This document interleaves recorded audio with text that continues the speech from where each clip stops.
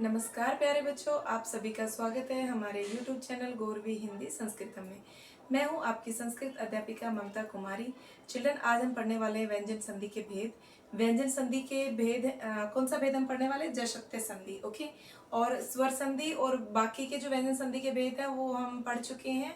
वो आपको प्लेलिस्ट में जाके मिल जाएगा। ओके चिल्ड्रन, यस, ध्यान दीजिए। जसत्य संधि जलाम जशो अंते पदांते जलाम जस्य स्यु अर्थात।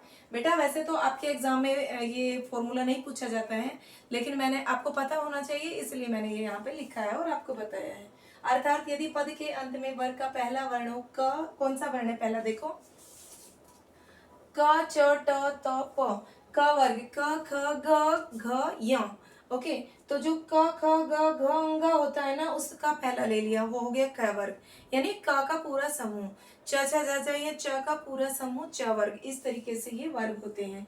उसके बाद आता है कि यदि उसके बाद यदि क च ट त प हो तथा उसके बाद में कोई स्वर हो, ये और वर्ग का तीसरा चौथा पांचवा वर्ण हो, ये लव हो, तो वर्ण को पहले को तीसरा वर्ग वर्ण हो जाता है। ध्यान दो, क्या बोला इन्होंने कि प्लस के पहले वर्ग का पहला वर्ण होना चाहिए। पद के अंत में एक पद है, जैसे जगत, तो जगत में पद के अंत में त वर्ण आया है, जगत। ओके, और जो त वर्ण आया ना वो किसी वर्ग का पहला वर्ण होना चाहिए। पहली चीज तो ये। दूसरा ये है कि प्लस के बाद या तो स्वर आना चाहिए या किसी वर्ग का तीसरा चौथा पांचवा, या फिर य र लव होना चाहिए। कहाँ पर होना चाहिए? यहाँ पर होना चाहिए। जैसे ये देखो, ये है जगत। ओके, तो ये जो वर्ण है ना, इसमें जो यहाँ पर दिया है, ओके, जो वर्ण है यहाँ पर दिया है, ओके, यस चिल्ड्रन, जैसे ये जगत आता है, जगत, तो जगत में जो त वर्ण है ना, ये पद का अंत हो गया और प्लस के बाद कोई स्वर आना चाहिए। तो त को, ये यही तो नाम है इस संधि का कि तीसरे वर्ण में परिवर्तन। तो इसका तीसरे वर्ण में परिवर्तन हो जाएगा त थ द, तो ये हो जाएगा जगदीश। द हो जाएगा, मात्रा यही थी इसलिए ई की मात्रा लग गई।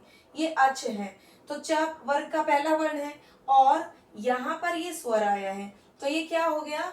अच प्लस अंत अजंत, वाक प्लस ईस, इसको तीसरा वर्ण हो गया ग, वागीश।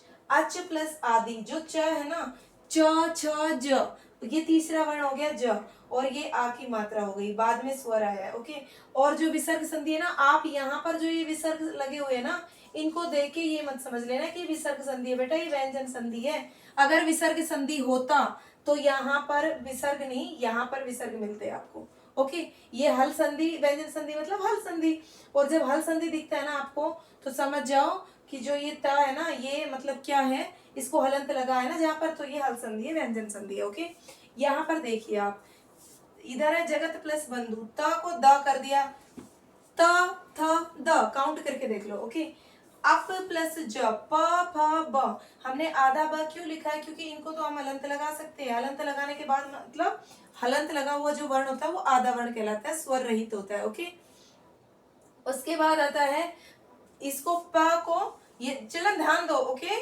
प ज, अब्ज। ओके, उसके बाद आता है षट प्लस आनन, ये जो ट है ना, इसको हम बेटा ड कर देंगे। क्यों? ट ठ ड। ओके, और यही मात्रा षडानन, चित्त का भी द कर दिया, तीसरा वर्ण हो गया। यहाँ पर है क्या लिया है? र, और उ की मात्रा लगी हुई है, तो र जो है ना, इन्होंने बोला था य र ल व हो तो भी तीसरे वर्ण में परिवर्तन होगा। तो ये हो गया चिद रूपम, वाक प्लस दानम वाक दानम, सत्य प्लस आचार सदाचार। ठीक है बेटा, आई थिंक चिल्ड्रन आपको ये समझ में आ गया होगा। बेटा अगर कहीं पे डाउट है तो एक बार वापस से देख लीजिए, इसको अच्छे से समझ में आ जाएगा। आई होप चिल्ड्रन आपको ये जशत्य संधि अच्छे से समझ में आया होगा। और अगर आपने लाइक नहीं किया है तो प्लीज़ लाइक कर दीजिए और ज़्यादा से ज़्यादा शेयर कीजिए, और अगर आप नए हैं तो सब्सक्राइब कीजिए। Thank you.